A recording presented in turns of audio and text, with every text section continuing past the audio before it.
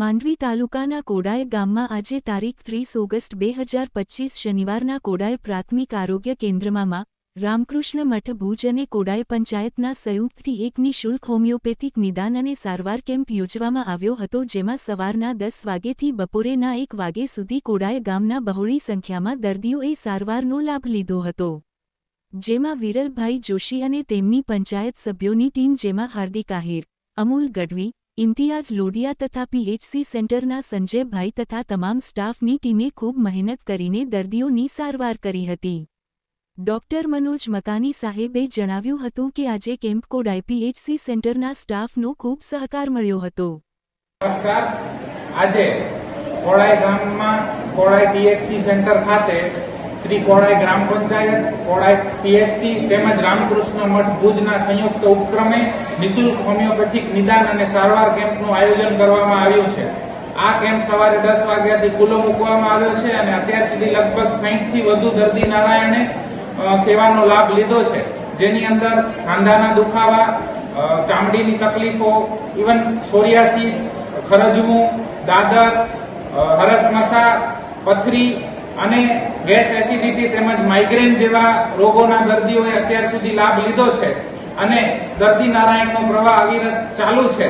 કોડાય ગ્રામ પંચાયતના સરપંચ શ્રી વિરલભાઈ તેમજ એમના તમામ સભ્યોની આખી બોડીનો સંપૂર્ણ સહયોગ રહ્યો છે તથા પીએચસી સેન્ટરના ડોક્ટર શ્રી અને સ્ટાફનું ખૂબ સુંદર આયોજન છે અને રામકૃષ્ણ મઠ ભુજ વતી સુખાનંદજી મહારાજની પ્રેરણાથી કચ્છની અંદર લગભગ 60થી પણ વધુ ગામડાની અંદર રેગ્યુલર આવો ફ્રી હોમિયોપેથિક નિદાન અને સારવાર કેમ્પ થઈ રહ્યો છે. તો અહીં પણ ગ્રામ પંચાયત તેમજ આખી બોડીની એવી લાગણી છે કે દર મહિને કોડાય ગામને આવા એક કેમ્પનો લાભ મળે, તો આપણે એવા કેમ્પનું આયોજન કરીશું.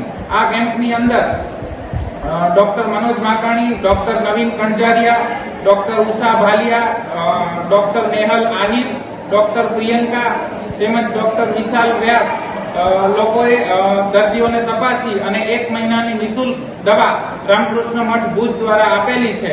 તો મારી સર્વેને વિનંતી છે કે હોમિયોપેથિક દેશી દવા તાસીર ઉપર કામ કરે છે અને જ્યારે આપણે રેગ્યુલર 6 થી 8 મહિના સુધી સારો એવો કોર્સ કરીએ તો મોટા ભાગના દર્દીઓની અંદર આપણને સારું પરિણામ જોવા મળ્યું છે.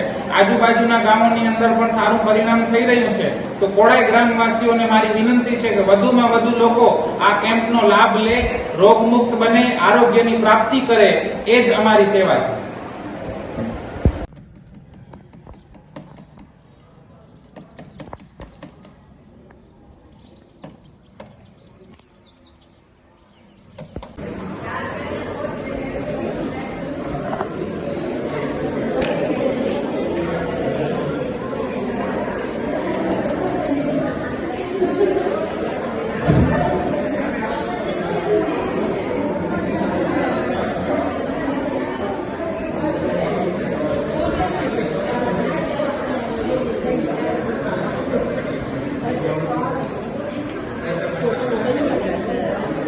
Like